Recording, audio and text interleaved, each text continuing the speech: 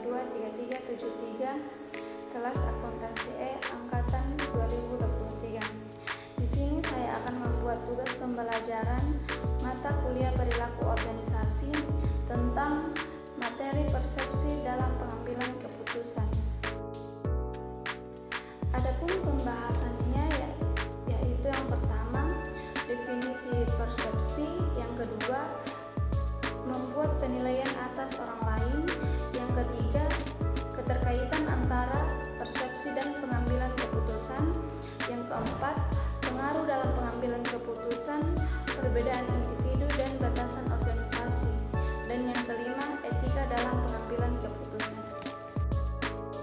Langsung saja kita masuk dalam definisi persepsi.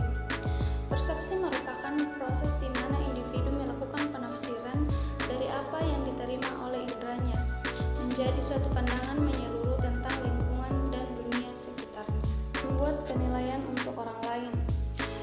Teori atribusi menjelaskan cara-cara kita menilai orang dengan berbeda, bergantung pada pengertian yang kita atribusikan pada sebuah perilaku.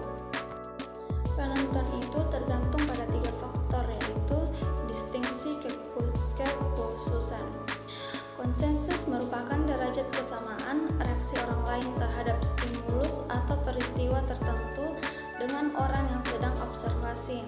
Yang kedua, konsistensi adalah derajat kesamaan reaksi seseorang terhadap stimulus atau peristiwa yang sama pada waktu yang berbeda. Yang ketiga, distingsi atau kekhususan merupakan derajat perbedaan reaksi seseorang terhadap berbagai stimulus atau peristiwa yang berbeda-beda. Keterkaitan persepsi dan pengambilan keputusan. Setiap individu yang mengambil keputusan merupakan pilihan yang dibuat dari 2 atau lebih alternatif.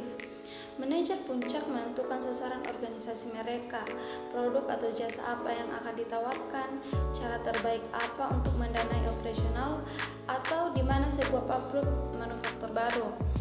Manajer level menengah dan level rendah menetapkan jadwal produksi, memilih pekerja-pekerja baru, dan menentukan bagaimana alokasi kenaikan gaji.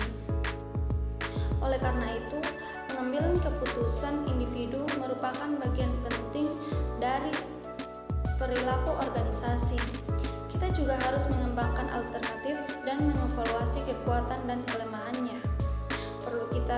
Perlu kita ingat bahwa selama proses pengambilan keputusan kerap terjadi distorsi yang akan memengaruhi analisis dan kesimpulan yang kita buat. Pengaruh pengambilan keputusan, perbedaan individu dan batasan organisasi. Faktor-faktor yang memengaruhi bagaimana orang mengambil keputusan dan tingkat di mana mereka rentan kepada kesalahan serta bias. Kita mendiskusikan perbedaan-perbedaan individual dan batasan-batasan organisasi. Perbedaan individu yang pertama yaitu kepribadian.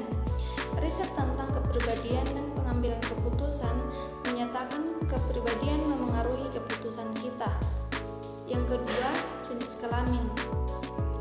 Riset atas kontemplasi menawarkan pandangan mengenai perbedaan jenis kelamin dalam pengambilan keputusan.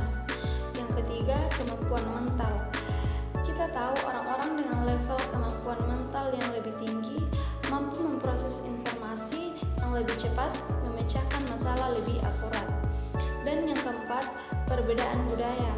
Model rasional tidak membuat pengakuan atas perbedaan budaya. Oleh karena itu, kita perlu mengetahui latar belakang budaya dari pembuat keputusan organisasi. Seharusnya dibuat secara antrokat oleh seorang manajer atau secara kolektif dalam kelompok. Batasan organisasi. Yang pertama, evaluasi kerja. Manajer dipengaruhi oleh kriteria yang menjadi dasar mereka dievaluasi. Yang kedua, sistem imbalan.